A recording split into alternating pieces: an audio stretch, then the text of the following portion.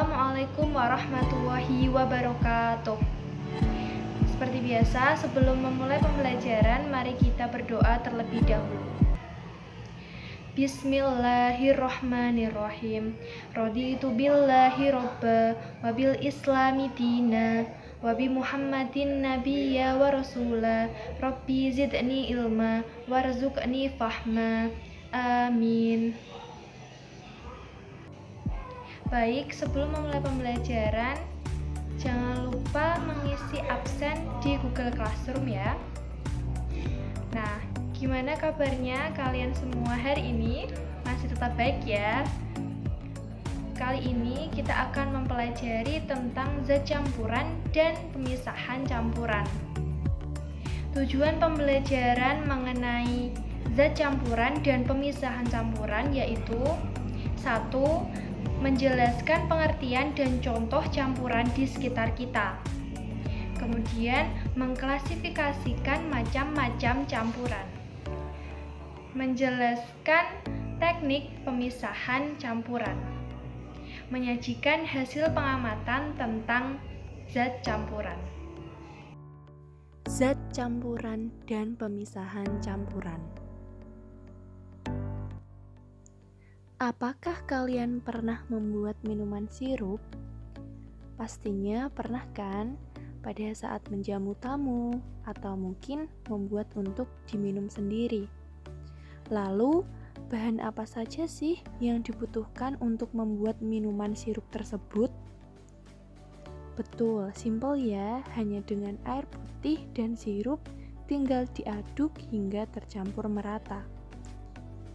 Nah, jika dikaitkan dengan pembelajaran campuran kali ini, dapat dikatakan bahwa air dan sirup tersebut saat diaduk tidak bereaksi, tetapi hanya bercampur menjadi satu. Jadi, pengertian campuran adalah campuran merupakan penggabungan dua atau lebih zat yang berlainan jenisnya menjadi zat baru tanpa adanya perubahan kimia. Campuran ini dibedakan menjadi dua, yang pertama ada campuran homogen, yang kedua campuran heterogen. Campuran homogen adalah campuran yang komponen-komponen penyusunnya tersebar secara merata. Campuran homogen ini sering disebut dengan larutan. Contohnya seperti campuran antara air dan gula menjadi larutan gula, lalu ada campuran air dan garam menjadi larutan garam. Larutan tersusun atas pelarut dan zat terlarut. Selanjutnya, campuran heterogen. Campuran heterogen adalah campuran yang komponen penyusunnya tidak tersebar secara merata. Contoh campuran heterogen adalah campuran pasir dan air. Pada campuran tersebut dapat dibedakan antara pasir dan air. Hal ini terjadi karena zatnya tidak dapat saling bercampur. Pemisahan campuran. Campuran dapat dipisahkan sehingga diperoleh kembali dua atau lebih zat yang membentuk campuran. Ada beberapa cara untuk memisahkan campuran, antara lain dengan penyaringan atau filtrasi, penyulingan atau distilasi, kromatografi, kristalisasi, dan sublimasi. Penyaringan atau filtrasi. Filtrasi adalah pemisahan campuran berdasarkan pada perbedaan jenis zat atau besar dan kecilnya yang ada dalam campuran.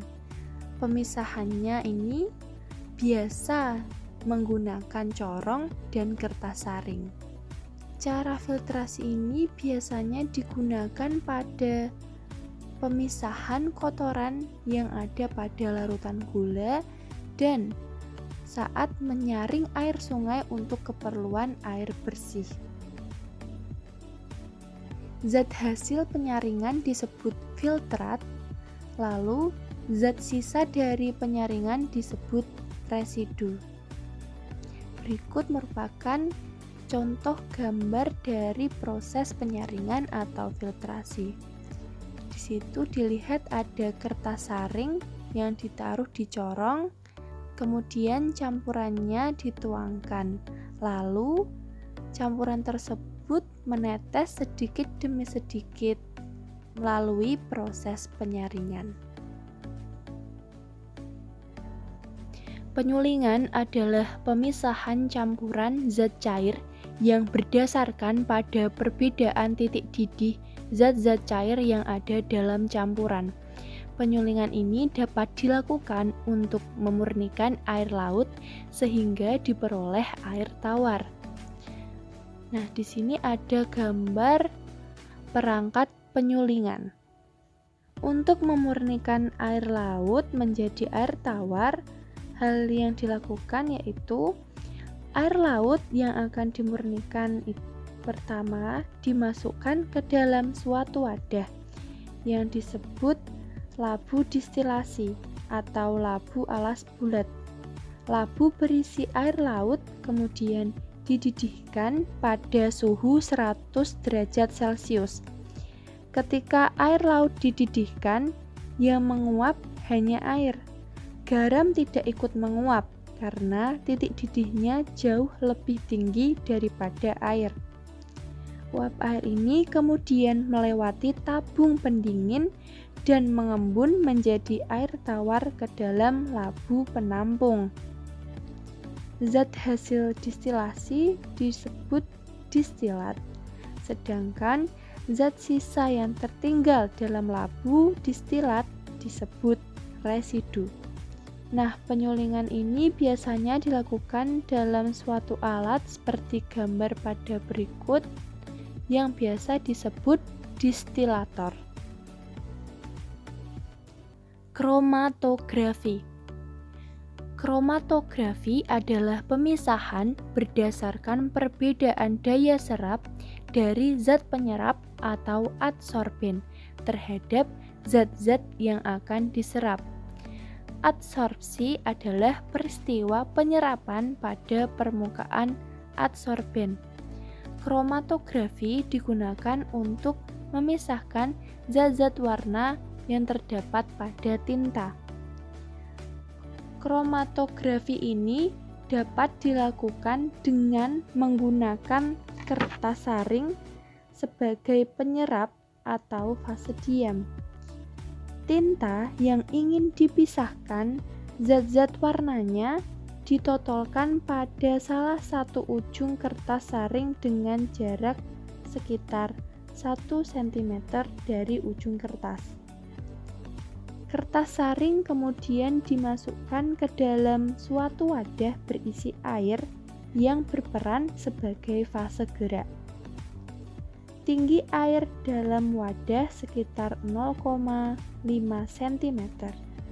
Air akan merembes naik melalui kertas yang melewati tinta.